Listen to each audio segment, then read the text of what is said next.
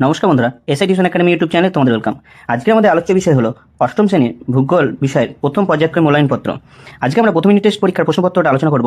তোমাদের পরীক্ষা হবে 30 নম্বরের। অবশ্যই ভিডিওটা প্রথম থেকে শেষ অবধি দেখো, আর কারো কোনো প্রশ্ন থাকলে অবশ্যই কমেন্ট করে জানিও।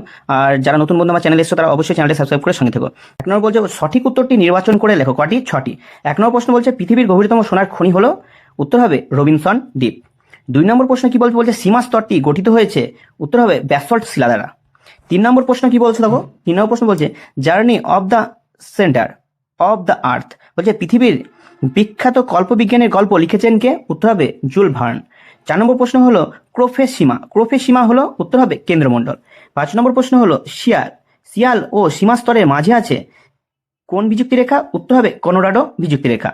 6 নম্বর প্রশ্ন হলো শিলামণ্ডলের নিচে গুরুমণ্ডলের উপরে অংশের বিশেষ স্তরটি হলো, উত্তর হবে অ্যাথেনোস্ফিয়ার। 2 নম্বর দেখো, 2 নম্বরটা কি বলছে শূন্যস্থান পূরণ করো। কয়টি? 2টি। চলো দেখে নাও কি বলছে বাংলাদেশের উচ্চতম সিংহের নাম কি? বাংলাদেশের উচ্চতম সিংহের নাম হলো কি বলছে তাজিং রং বা বিজয়। আর বেসরকারি হিসেবে হচ্ছে কি ওই শাখা হাফং। আর 2 নম্বর প্রশ্ন হলো শ্রীলঙ্কার একটি প্রধান শহরের নাম কি? শূন্যস্থানে কি বসবে? উত্তর হবে কলম্বো। চলো 3 নম্বর টপিকে কি বলছে? 3 নম্বর টপিকে বলছে নিচের বাক্যগুলির কোনটি শুদ্ধ ও কোনটি অশুদ্ধ লেখো, মানে এক কথায় সত্য সত্য বিচার করো। 1 নম্বর কি বলছে সার্কের সদর দপ্তর কোথায় অবস্থিত? সার্কের সদর দপ্তর অবস্থিত থিম্পুতে, এটা হবে অশুদ্ধ। বলছে সার্কের সদর দপ্তর নেপালের কাঠমান্ডুতে অবস্থিত, তাহলে এটা কি হবে? অশুদ্ধ। 2 নম্বর প্রশ্ন কি বলছে নেপালকে বজ্রপাতের দেশ বলা হয়, এটা হবে অশুদ্ধ, কারণ ভুটানকে বজ্রপাতের দেশ বলা হয়। আমি একদম ব্যাখ্যা স্বরূপ তোমাদের লিখে দিয়েছি যাতে তোমাদের বুঝতে এবং পড়তে সুবিধা হয়। চলো 4 নম্বর টপিকে কি বলছো? 4 নম্বর টপিকে বলছে যে নিচের প্রশ্নগুলি সংক্ষিপ্ত উত্তর দাও। 2টি প্রশ্ন, 2 নম্বর করে 4 নম্বর। চলো 1 নম্বর প্রশ্ন হলো ভারতীয় উপমহাদেশ কাকে বলে? উত্তর হলো ভৌগোলিকভাবে ভারত, পাকিস্তান, বাংলাদেশ, নেপাল, ভুটান, শ্রীলঙ্কা এই 6টি দেশ একত্রে ভারতীয় উপমহাদেশ নামে পরিচিত। এই অঞ্চলটি হিমালয় পর্বতমালা ও সমুদ্র দ্বারা এশিয়া মহাদেশের মূল ভূখণ্ড থেকে বিচ্ছিন্ন। চলো 2 নম্বর প্রশ্ন কি বলছে? 2 নম্বর প্রশ্ন বলছে প্রতিবেশী দেশগুলি কোনটি ভারতের কোন দিকে রয়েছে লিখো। উত্তরটা দেখে নাও কি বলছে পাকিস্তান আফগানিস্তান উত্তর পশ্চিম দিকে রয়েছে, চীন নেপাল ভুটান উত্তর দিকে রয়েছে, বাংলাদেশ ও মায়ানমার পূর্ব দিকে রয়েছে, শ্রীলঙ্কা ও মালদ্বীপ দক্ষিণ দিকে রয়েছে। 5 নম্বর টপিকটা কি বলছে দেখো, বলছে নিচের প্রশ্নগুলি সংক্ষিপ্ত ও ব্যাখ্যামূলক উত্তর দাও। কয়টি? যে কোনো 2টি। 3 নম্বরের 2টো প্রশ্ন, 6 নম্বর। চলো 1 নম্বর প্রশ্ন কি বলছে সক্রিয়তার ভিত্তিতে আগ্নেয়গিরি কয় প্রকার ও কি কি? প্রত্যেক প্রকারের সংজ্ঞা লেখো ও একটি করে উদাহরণ দাও। চলো উত্তর কি বলছে সক্রিয়তার ভিত্তিতে আগ্নেয়গিরি 3 প্রকার। কয় প্রকার? 3 প্রকার। প্রথমটা দেখো কি বলছে সক্রিয় আগ্নেয়গিরি বা অ্যাক্টিভ ভলক্যানো। বলছে যেসব আগ্নেয়গিরি থেকে নিয়মিত বা মাঝে মাঝে অগ্নুৎপাত হয় বা ফাটল বা জ্বালামুখী দিয়ে গ্যাস, লাভা, ভস্ম ইত্যাদি নির্গত হয় তাদের সক্রিয় আগ্নেয়গিরি বলে। উদাহরণ হলো ইতালিয়ার ভিসুভিয়াস। দ্বিতীয় হলো সুপ্ত আগ্নেয়গিরি, যেটাকে ডোরম্যান্ট ভলকানো বলে থাকে। চলো যেসব আগ্নেয়গিরিতে দীর্ঘকাল অগ্নুৎপাত হয়নি কিন্তু ভবিষ্যতে অগ্নুৎপাত হওয়ার সম্ভাবনা রয়েছে তাদের সুপ্ত আগ্নেয়গিরি বলে। যেমন উদাহরণ হলো জাপানের ফুজিয়ামা। 3 নম্বর হলো মৃত আগ্নেয়গিরি। যেসব আগ্নেয়গিরি থেকে বহুকাল আগে অগ্নুৎপাত হয়েছিল এবং ভবিষ্যতে আর অগ্নুৎপাতের কোনো সম্ভাবনা নেই বলেই মনে করা হয় তাদের মৃত আগ্নেয়গিরি বলে। উদাহরণ হলো আফ্রিকার কিলিমাঞ্জারো। চলো দ্বিতীয় প্রশ্নটা দেখে নাও। দ্বিতীয় প্রশ্নটা কি বলছে মনে করো এই মুহূর্তে হঠাৎ ভূমিকম্প শুরু হলো, এরকম পরিস্থিতিতে তুমি প্রথমে কি কি করবে লেখো। উত্তরটা দেখে নাও। বলছে ভূমিকম্প শুরু হলে আমি নিম্নলিখিত কাজগুলি যেগুলি করবো সেগুলি হলো 1, বলছে তৎক্ষণাৎ খোলা জায়গায় বেরিয়ে যাব। আশেপাশে উঁচু বাড়ি, বিদ্যুৎ খুঁটি ও গাছপালা না থাকলে সেখানে বাসস্থান করব।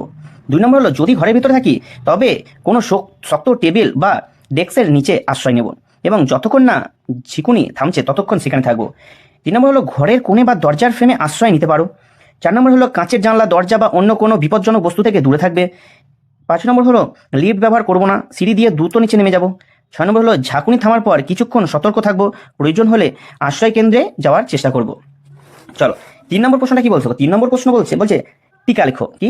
সিসমোগ্রাফ ও রিক্টার স্কেল। চলো এই 2টো প্রশ্ন খুব গুরুত্বপূর্ণ। দেখো সিসমোগ্রাফ কি? উত্তর কি বলছে সিসমোগ্রাফ।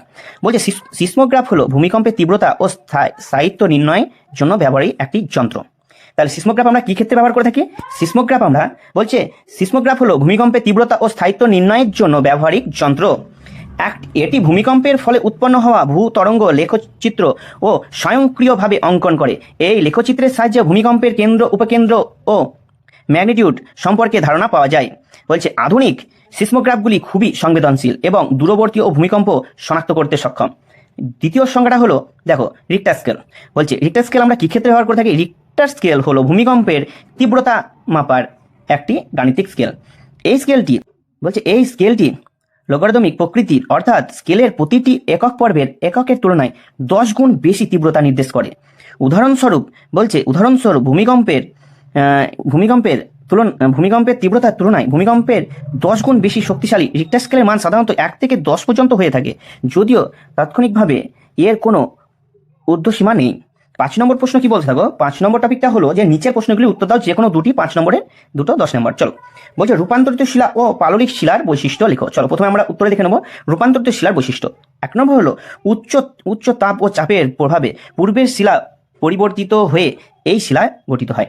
2 নম্বর হলো এই শিলার স্থরায়ন দেখা যেতেও পারে, আবার নাও দেখা যেতে পারে। 3 নম্বর হলো স্ফটিক গঠন স্পষ্ট বা অস্পষ্ট হতে পারে। অনেক রূপান্তরিত শিলা খুব কঠিন ও খুব ভঙ্গুর হয়। উদাহরণ হলো মার্বেল, চুনাপাথর থেকে, স্লেট, কাদা পাথর থেকে, গ্রানাইট থেকে। দ্বিতীয় বৈশিষ্ট্যটা হলো পাললিক শিলার বৈশিষ্ট্য। কি বলছে? বলছে বিভিন্ন প্রাকৃতিক শক্তির প্রভাবে, যেমন বায়ু, জল, বরফ, ক্ষয়প্রাপ্ত শিলাচূর্ণ, জীবাশ্ম, রাসায়নিক পদার্থ ইত্যাদি স্তরে জমা হয়ে এবং জমাট বেঁধে এই শিলা গঠিত হয়। 1 নম্বর হলো এই শিলার প্রধান বৈশিষ্ট্য হলো সপুষ্ট স্তরায়ন বা স্তর দেখা যায়। 2 নম্বর হলো শিলা স্তরগুলি সাধারণত নরম ও খুব সহজে ভঙ্গুর হয়। 3 নম্বর হলো এই শিলায় জীবাশ্ম দেখতেও পাওয়া যায়। উদাহরণ হলো বেলে পাথর, কাদা পাথর, চুনা পাথর, স্লেট। নম্বর প্রশ্নে কি বলছে? 2 নম্বর প্রশ্ন বলছে, এটা একটু ভালো করে তোমরা দেখে নেবে। দ্বিতীয় প্রশ্নটা বলছে শিলাচক্রের একটি চিত্রের মাধ্যমে ব্যাখ্যা করো। এখানে আমি চিত্রটা ভালো করে তোমাদের সাজিয়ে দিয়েছি, তোমরা একটু ভালো করে দেখে নেবে।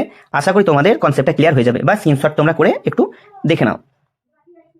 তাহলে আশা করি তোমরা এটা দেখে নিয়েছো। চলো, পরবর্তী কি বলছে এবার ব্যাখ্যা স্বরূপটা দেখে নাও। কি বলছেন ব্যাখ্যাটা দেখে নাও। বলছে শিলাচক্রের একটি অবিরাম প্রক্রিয়া, যার মাধ্যমে 3 ধরনের শিলা, অগ্নেয় শিলা, পাললিক শিলা, রূপান্তরিত শিলা একে অপরের রূপে পরিবর্তিত হতে পারে।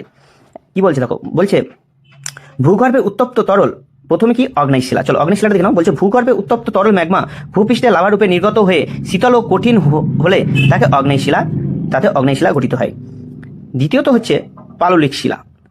বলছে অগ্নেয় শিলা বিভিন্ন প্রাকৃতিক শক্তির দ্বারা ক্ষয়প্রাপ্ত ও বাহিত হয়ে নদ, নদী, হ্রদ বা সমুদ্রের তলদেশের স্তরে স্তরে জমা হয় এবং কালক্রমে জমাট বেঁধে পাললিক শিলায় পরিণত হয়। 3 নম্বর হলো রূপান্তরিত শিলা। এগুলো দেখো, এগুলো যদি তোমাদের শর্ট প্রশ্ন দিয়ে দেয় যে রূপান্তরিত শিলা কাকে বলে, পাললিক শিলা কাকে বলে, বা অগ্নেয় শিলা কাকে বলে, তোমরা এগুলো একটু ভালো করে পড়ে গেলে এখান থেকে তোমরা শর্ট প্রশ্নগুলোরও অ্যান্সার করে দিতে পারবে। তাই একটু মনোযোগ সহকারে একটু ভালো করে প্রশ্নগুলো ভালো করে দেখে নাও, উত্তরগুলো ভালো করে দেখে নাও। তা অবশ্যই একটা লাইক ও সাবস্ক্রাইব করে দিতে ভুলো না। চলো, তাহলে কি বলছে? অগ্নেয় শিলা বা পাললিক শিলা যখন ভূগর্ভের গভীর উচ্চ চাপ ও চাপের প্রভাবে আসে, যখন তাদের ভৌত ও রাসায়নিক পরিবর্তন ঘটে এবং নতুন ধরনের রূপান্তরিত শিলা তৈরি হয়। 3 নম্বর বলছে কি বলছে দেখো, রূপান্তরিত শিলা ও অত্যাধিক তাপ ও চাপে গলে গিয়ে ম্যাগমাতে পরিণত হতে পারে। এই ম্যাগমা পুনরায় শীতল ও কঠিন হয়ে অগ্নেয় শিলা গঠন করে। এইভাবে শিলাচক্রের মাধ্যমে শিলাগুলি ক্রমাগত এক রূপ থেকে অন্য রূপে পরিবর্তিত হতে থাকে। 3 নম্বর প্রশ্নটা কি বলছে? 3 নম্বর প্রশ্ন বলছে যে অগ্নেয় শিলার শ্রেণীবিভাগ করে প্রত্যেক প্রকারের সংজ্ঞা ও উদাহরণ দাও।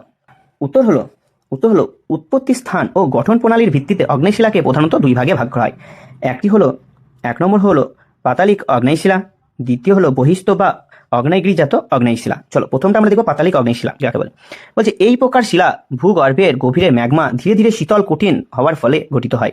ধীরে ধীরে শীতল হওয়ার কারণে এই শিলাগুলির দানাগুলি বেশ বড় ও স্পষ্ট হয়। সংজ্ঞাটা দেখে নাও। কি বলছে অগ্নেয় শিলার সংজ্ঞাটা দেখে নাও। বলছে ভূগর্ভের অভ্যন্তরের ম্যাগমা ধীরে ধীরে শীতল ও কঠিন হয়ে যে স্ফটিকাকার শিলা গঠন করে তাকে উদ্ভিদী বা পাতালিক অগ্নেয় শিলা বলে। উদাহরণ হলো গ্রানাইট, ডায়োরাইট ও গ্র্যাবো। এবার দেখো বহিস্থ বা অগ্নেয়গিরিজাত অগ্নেয় শিলা হলো, বলছে এই প্রকার শিলা অগ্নেয়গিরির অগ্নুৎপাতের সময় ভূপৃষ্ঠে লাভা দ্রুত শীতল ও কঠিন হওয়ার ফলে গঠিত হয়। দ্রুত শীতল হওয়ার কারণে এই শিলাগুলি দানাগুলি খুব ছোট ও অস্পষ্ট হয়, এমনকি কোনো ক্ষেত্রে কাঁচের মতো মসৃণও হতে পারে। সংজ্ঞাটা দেখে নাও। সংজ্ঞাটা বলছে অগ্নেয়গিরির অগ্নুৎপাতের সময় ভূপৃষ্ঠে নির্গত লাভা দ্রুত শীতল ও কঠিন হয়ে যে শিলা গঠন করে তাকে বহিস্থ বা অগ্নেয়গিরিজাত অগ্নেয় শিলা বলে। উদাহরণ হলো ব্যাসল্ট, রাউলাইট, অ্যান্ডেসাইট ও আগ্নেয় ভস্ম। চলো, ভিডিওটা কেমন লাগলো অবশ্যই কমেন্ট করে জানিও, এবং যারা এখন অবধি ভিডিওটা দেখলে তারা অবশ্যই একটা লাইক এবং সাবস্ক্রাইব